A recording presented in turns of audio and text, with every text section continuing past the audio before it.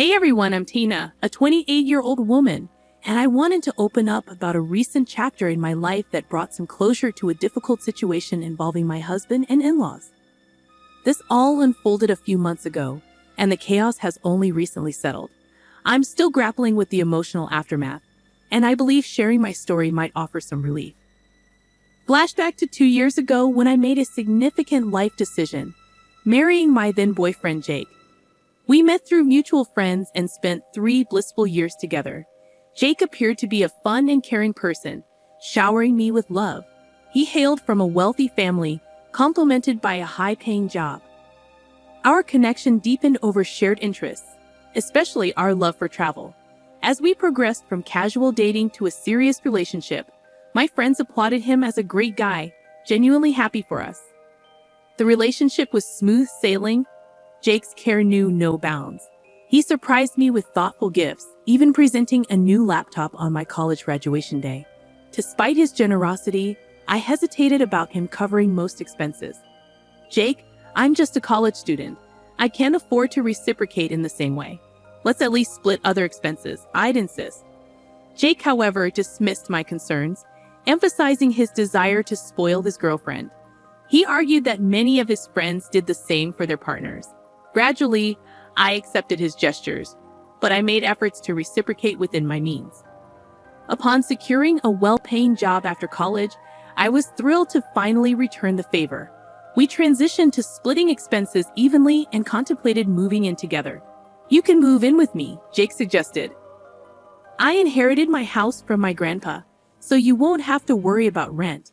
But let's split other expenses. It wouldn't be fair otherwise. Despite my reservations, Jake reassured me that he wanted to take care of me. However, we agreed to divide other costs more equitably, considering the difference in our incomes. Everything appeared to be going well until I finally had the opportunity to meet Jake's family, who resided in a different state quite far from us. Jake, caught up with work commitments, couldn't join them, so I was left to welcome his parents and sister on my own. Prior to this meeting, Jake warned me about their occasional judgmental nature, offering a vague heads-up without elaborating. He simply advised me to play along and ignore any potentially hurtful comments. Despite my reservations, I approached the situation with optimism. However, any shred of positivity quickly evaporated upon their arrival. When Jake's parents and sister landed, they appeared visibly annoyed, a stark contrast to the warm reception I anticipated. As we gathered for a conversation, it became evident that they held a negative opinion of me. So, you're the woman Jake has been seeing. I didn't expect to find you in this house. Do you even pay rent? Sandra, Jake's mother, questioned with a disapproving tone. No, Sandra, I don't pay rent. Jake mentioned that the house is fully paid for, but we split all the bills evenly, I explained, hoping to address any concerns. Sandra dismissed my explanation, asserting, just because the house is paid for doesn't mean you can mooch off him. This is his house, not yours. Remember that for the rest of your life. The conversation took an uncomfortable turn, especially with Jake's sister, Cassie, who seemed more interested in glaring at me than engaging in dialogue. When I attempted to include her by asking about her life, she responded with irritation, mentioning her marriage to a wealthy billionaire back home. Despite my efforts to bridge the gap, she waved me off, and Jake offered no support, seemingly aligning himself with his family's sentiments. Throughout their stay, Dave and Sandra continued to criticize me. They disapproved of my spending on makeup and skincare, insisting I shouldn't indulge in such luxuries when not contributing enough to the household. Their suspicion that I was relying on Jake's finances intensified, fueled by Jake's occasional unfounded remarks against me. For instance, he casually mentioned, Tina was a struggling student, even when it wasn't entirely true. When we first met, I found myself covering all the expenses, given that Tina had just started a job that didn't quite support her apparent taste for luxury. Confused by Jake's unexpected comments, I reminded him that we split our bills, emphasizing that I lived a simple life before and during our relationship. I clarified that any luxury items I owned were gifts from him, and I even used to scold him for overspending. However, Jake insisted that his status demanded extravagant gifts, and now I see it was more about him boasting to his friends. Their visit left a bitter taste, prompting me to question Jake about the whole ordeal. Unfortunately, he shrugged it off, downplaying the situation. "You're overthinking, Tina. Don't take it to heart. They meant well. What they said was disrespectful. Relax, you're overreacting," he dismissed. Despite my reservations, 6 months later, Jake proposed, and I happily accepted. We planned an engagement party, which we split evenly, balancing my small business on the side. Jake knew about its growth, but never inquired about the income. To me, it was a fulfilling hobby rather than a significant moneymaker. Deciding it was time to treat myself a bit, I opted for a grand engagement party, and Jake supported the idea. We divided the expenses equally, and I even covered the plane tickets for my extended family to attend. However, on the day of the party, criticism resurfaced. "You shouldn't have splurged so much at this party, Tina. You're draining Jake's account before you're even married. At this rate, you'll end up with a backyard wedding. I thought you were financially irresponsible, but it's worse than I thought," they remarked. I firmly declared to Sandra, the party was extravagant, but we both agreed to it. I paid my share, and it was your son's idea to include everyone. Tina insisted a lot, and I couldn't say no. I don't mind spending, but this party cost us a lot. Sandra retorted, accusing me of manipulating Jake into spending money, claiming he just couldn't say no to me. Cassie joined in, asserting that she knew the kind of person I was and that I should have fought better. Frustrated, I excused myself and sought a moment of respite on the venue's lawn, only to find Cassie and her husband Jim laughing at my expense. It felt like my engagement party was unraveling, with Jake oblivious to his family's judgments. Most of his extended family assumed I was jobless, painting me as a dependent fiancé. My mom, perceptive and protective, noticed my distress and approached. Aware of how hard managing finances could be as a single parent, she urged me to reconsider the engagement, pointing out the ongoing mean comments from Jake's family. After the party, I confronted Jake about the situation. He dismissed it as a joke, expressing his love and stating he didn't care about financial matters. However, I reiterated my desire to contribute, especially towards rent, but he brushed off the suggestion. Wedding planning brought more stress, with Jake's parents criticizing my choices and accusing me of bankrupting their son. I defended myself, stating that we were all contributing to the wedding, including my mom. Sandra's response was harsh, accusing me of robbing her son and insinuating that they expected us to empty the bank account for the wedding as well. I calmly addressed Dave's concerns. "I'm not asking for money, Dave.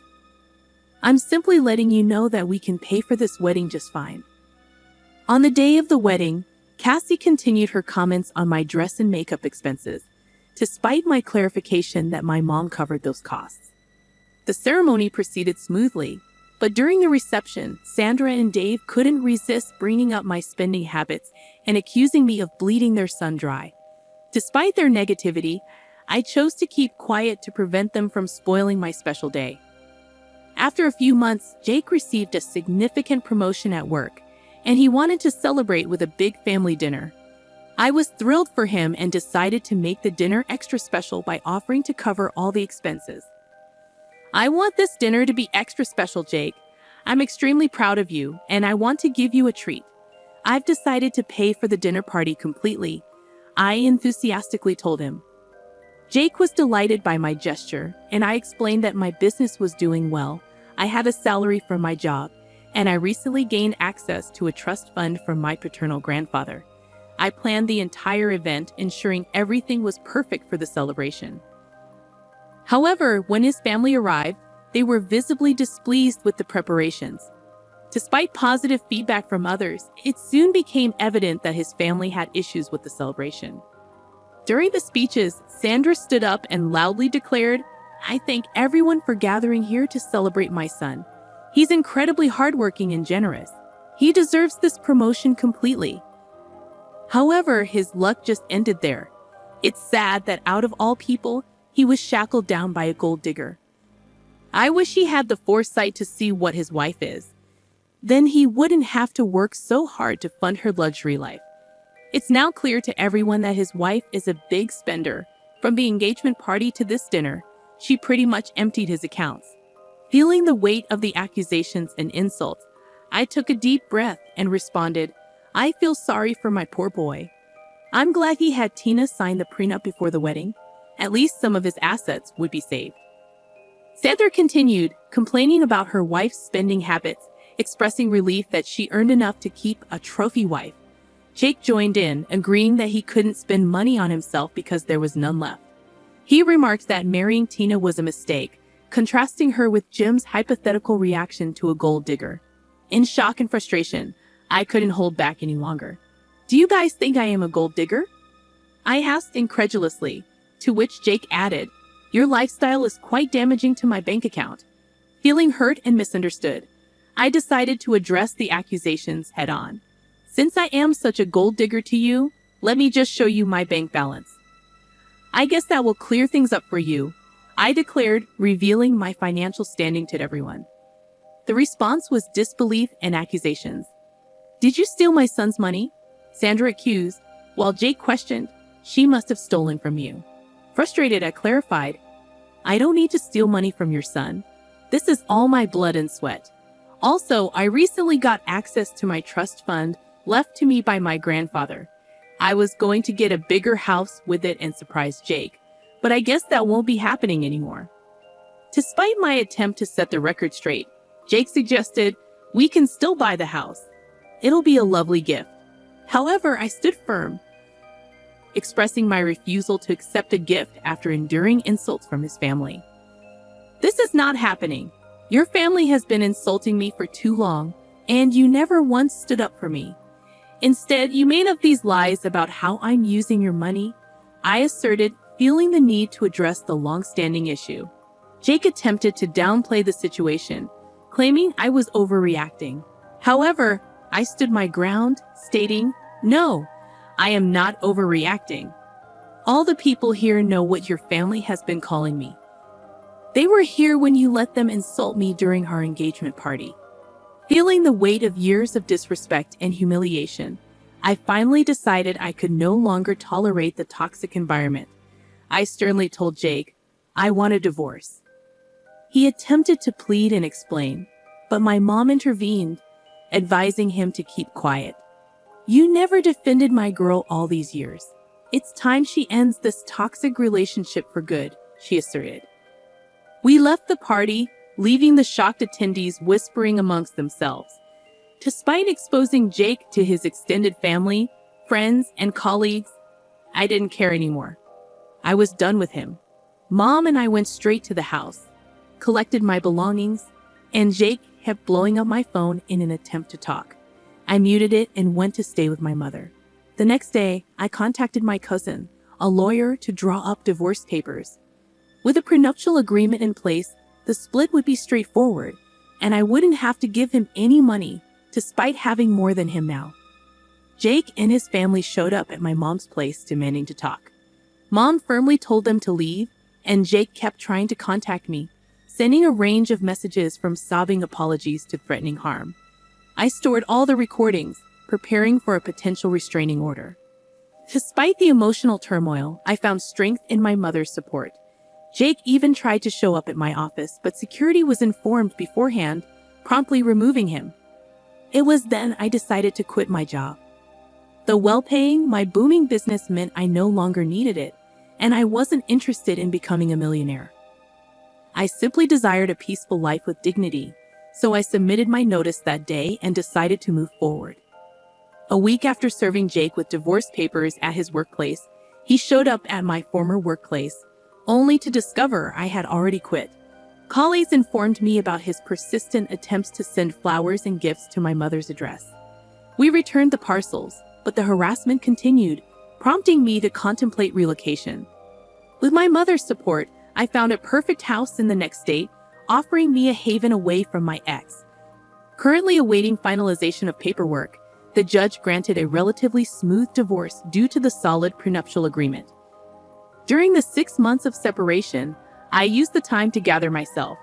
Once the divorce was finalized, I promptly moved to my new home, changing my number to escape the relentless spam from Jake and his family. I heard Jake's life was in turmoil, blaming his parents for the marriage breakdown. Professionally, he faced a significant setback, with colleagues avoiding him and seniors displeased with the negative publicity in their close-knit community. His parents resorted to spreading rumors about infidelity, but fortunately, these falsehoods failed to gain traction. On the contrary, my life took a positive turn. Focused on enhancing my business and relishing newfound freedom, I started going out and even ventured into the dating scene. Jake's insecurities made me cautious about committing too quickly, but I remain hopeful that with time, I will heal and find someone who truly cherishes me. While Jake's actions caused me pain, the strength gained from overcoming those challenges has propelled me into a brighter future, full of possibilities and self-discovery.